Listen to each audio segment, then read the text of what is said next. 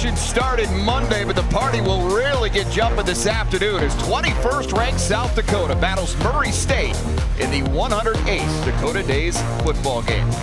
Hello, and how is everybody doing? Alongside Andre Fields, I am Jay Elsen. Well, Dre, there's no way around it. South Dakota got thumped last week in Fargo at the hands of top-ranked North Dakota State. And after that game, Travis Johansson says he challenged everybody in the program, players and coaches alike, to take a long look in the mirror. And today is their opportunity now to show everyone what they found when they did. Gain of 6, second and 4. Seidel. Nowhere to go that time as the football out. South Dakota has the football. DeJuan Lewis picks it up. Lewis inside the 30 to the 15, 10, 5. Touchdown, South Dakota. Bauman steps up, man there. Lorenzo Fetter has it. And the burners are on now. Fetter, 10, 5, touchdown. Some kind of way to hold on to the football. They can't keep giving it back to the Yotes. Big hole for Phillips, and now he's loose. L.J. Phillips inside the 10-5 touchdown. What a start to the second half. 9 carries, 38 yards. He's averaging over 4 yards per touch. They just haven't been able to stick with him. And now this is deflected and intercepted.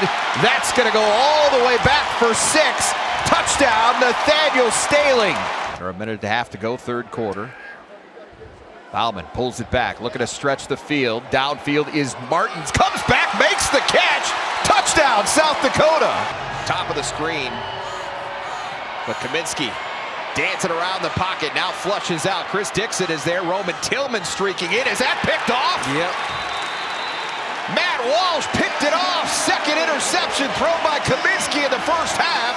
And South Dakota takes over. 76 yards for Phillips so far today. Bauman back to pass. Looking to the edge, has Fetter.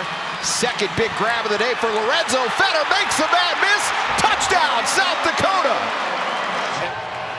Cedar out of Evergreen Park, Illinois. Seidel turns it upfield, has some blocking. Seidel into the open space, through a tackle, into the end zone. Touchdown, North Dakota. Fortitude, as you said, big guy, 5'9", 217 pounds. Ogle under pressure now. Dixon is there. Dixon's got him. And Chris Dixon with his first full sack of the season. Bauman toward the end zone, looking for Fetter again. Up to get it. Touchdown! This is just a great individual effort.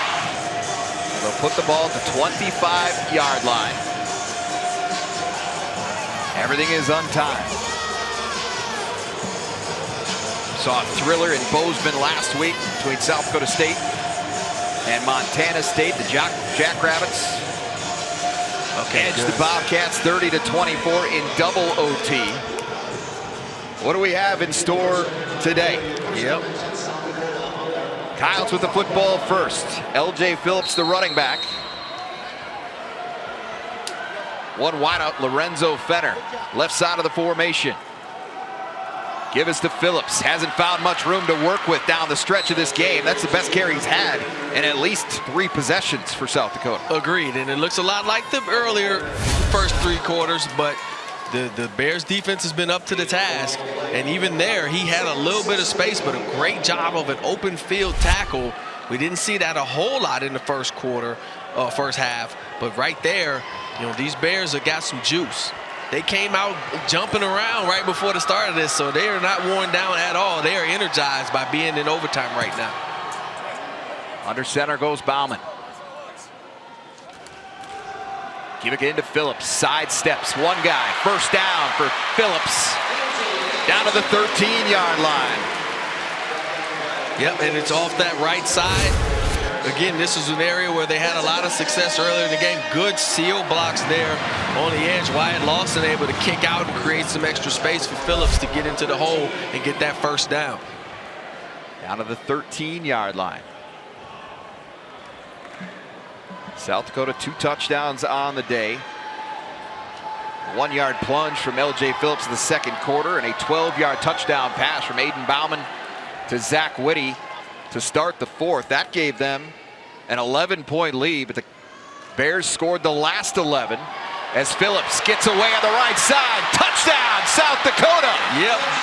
and using it again, finding some success off of that right side. This time, they used the wide receiver to crash down on the corner. Phillips able to just get outside of that block. Great block there by Brock Wolf, just driving out the defender, Ezra Ichabod, and of course Phillips able to find the pylon this time, not go out of bounds prior to it, and pick up a touchdown for the Yokes. So now the all-important extra point for Will Leyland.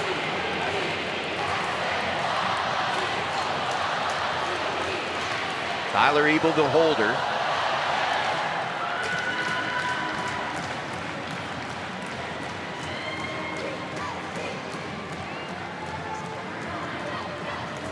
Leyland puts it up, puts it through. He's a perfect 105 for 105 now in his career in extra points. Hey, and nice South stat. Dakota back on top here.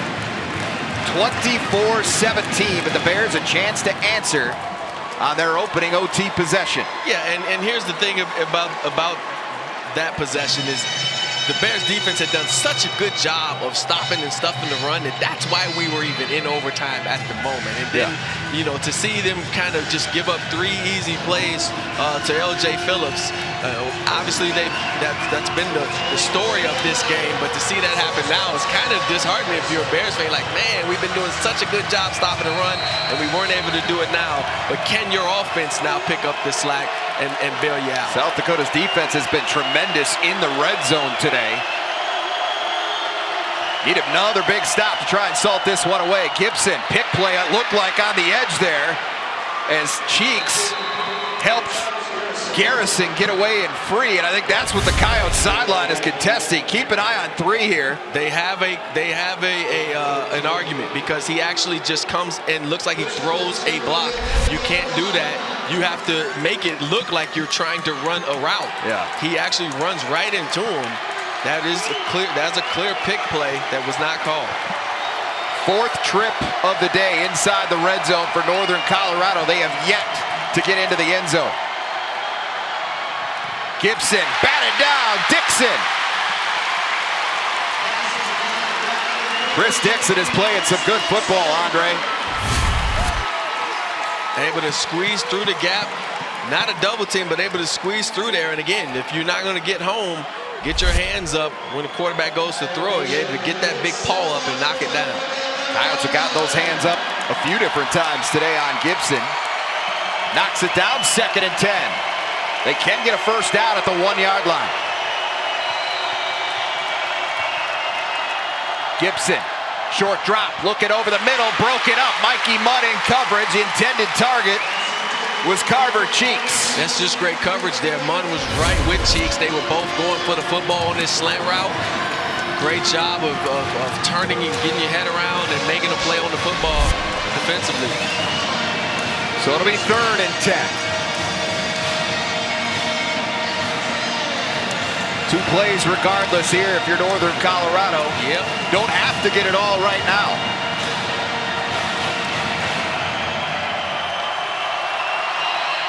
Traore, the running back. Monroe, the man in motion here. And now we're going to get a timeout on South Dakota's side. Charge timeout, South Dakota. Their last timeout of overtime. You get 1 in the overtime, and Travis Johansson uses it there on what he knows is a pivotal 3rd down. Absolutely. You got to make sure you got the guys in the right spots if you're going to, force them into a critical 4th down situation. As you mentioned, 3rd and 10, they can get a first inside the 1. So, like you said, you don't have to get it all at once. But Coach wanted to see what the formation was going to be and then make sure that his defense is ready. Northern Colorado, Andre, is a team that last year went 1-11 overall. They were 1-7 in the Big Sky. Their only win at Weber State, 21-17 on October 12th. This does not look like a 1-11 team. They are much improved. And that's something Travis Johansson said was very evident after looking at the tape. Correct. And Coach Lamb alluded to it that they're building something here, and he knows that, they're on the cusp of getting back to kind of where they were when they left the smaller ranks as one of the Division II powers. Former head coach here at South Dakota, Joe Glenn, led the Bears to a couple of national titles at the Division II ranks. Gibson back to throw on third down. Steps up, pressure coming into the end zone. Nobody there. Yeah, Niall Dickel got to the quarterback that time. And got to him just a little late, but there was nobody there to throw it to. Good coverage on the back end. And now here you go. This is the game. Now you've basically got to get it to the end zone if you're Northern Colorado. You can get a first down at the 1. But you got to get it there. Knowing Coach Johansson, they're going to try maybe bring a little extra pressure from somewhere that the quarterback's not expecting. I would expect one of those linebackers to be blitzing. Gibson, fourth down. Pressure again, scrambling, looking left, eyes downfield, trying to find somebody. To the end zone it goes. Broken up. South Dakota survives 24-17 in overtime. And had Wooten come down with that, I don't think he would have been in bounds unless he would have, made some magic happen with one foot. So it was well defended. Nowhere to throw the football, forced Gibson out of the pocket, forced him to kind of hold on to it as the linemen were bearing down on him. He just had to give his guys a chance, and they weren't able to make it happen. Well, it might have been a little more drama-filled than that man, Travis Johansson, would have preferred, Andre, but he said, I don't care if we win by 1 or 50, I just want to get a win at this point, and his team got it done in overtime. Breaking it up on the final play of the day, Yotes win 24-17.